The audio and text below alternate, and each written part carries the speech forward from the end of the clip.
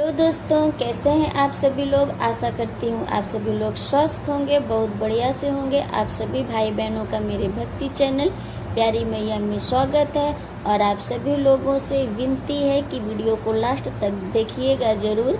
Video में बहुत ही सुंदर दृश्य, अद्भुत कथा और एक सुंदर सा भजन सुनने को मिलेगा। तो आइए कथा की शुरुआत करते हैं। कथा का नाम है श्री कृष्ण जन्माष्टमी की अद्भुत कथा। द्वापर युग की बात है। मथुरा नगरी में राजा उग्रसेन के पुत्र कंस का अत्याचार बहुत बढ़ गया था। कंस अपनी प्रजा को दुख देने लगा था। एक दिन आकाशवाणी हुई कि उसकी बहन देवकी का 8वां पुत्र ही कंस के विनाश का कारण बनेगा। यह सुनकर कंस भयभीत हो गया और उसने देवकी तथा उसके पति वसुदेव को कारागार में बंद कर दिया। कंस ने देवकी के 6 पुत्रों का वध कर दिया, लेकिन भगवान की लीला को कोई नहीं रोक सकता था।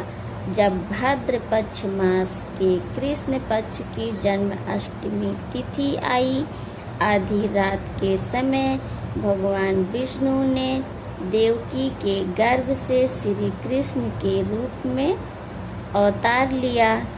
कारागार में दिव्य प्रकाश फैल गया। भगवान ने देवकी और वसुदेव को अपने दिव्य रूप के दर्शन दिए और कहा कि वे उन्हें गोकुल में नंद बाबा और माता यशोदा के घर पहुंचा दें। भगवान की माया से कारागार के सभी पहरेदार सो गए और वसुदेव जी की बेड़ियां खुल गईं।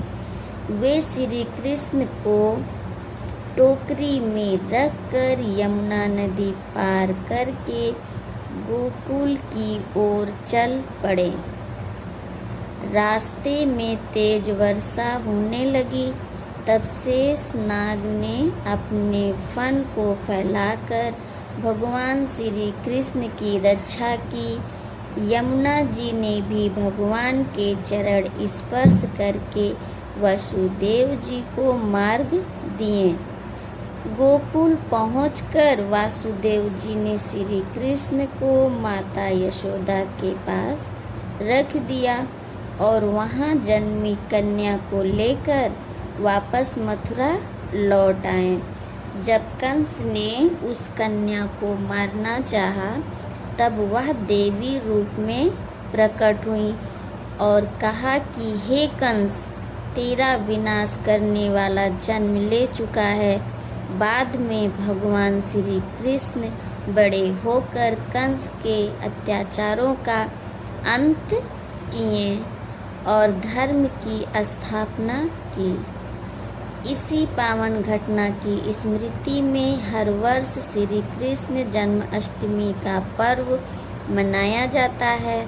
भक्त इस दिन उपवास रखते हैं, भगवान श्री कृष्ण की पूजा करते हैं और उनके जन्म की कथा सुनते हैं। इस कथा से हमें यह सीख मिलती है कि जब जब संसार में अधर्म बढ़ता है, जब संसार में अधर्म बढ़ता है, तब भगवान किसी न किसी रूप में आकर धर्म की रक्षा करते हैं। तो दोस्तों, कथा यहीं पर समाप्त होती है। आशा करती हूँ कि कथा आपको ज़रूर अच्छी लगी होगी और सुनकर आनंद आया होगा। आइए एक लाइन का श्री कृष्ण भगवान का भजन गा लेते हैं। नंदे घरे बाजत बधैया, यशोदा घरे सोहरे हो।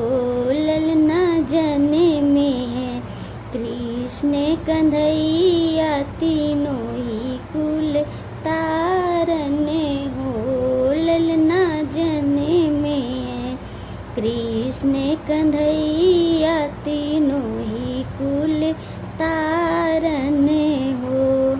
तो आप सभी भक्तों को जय श्री कृष्णा।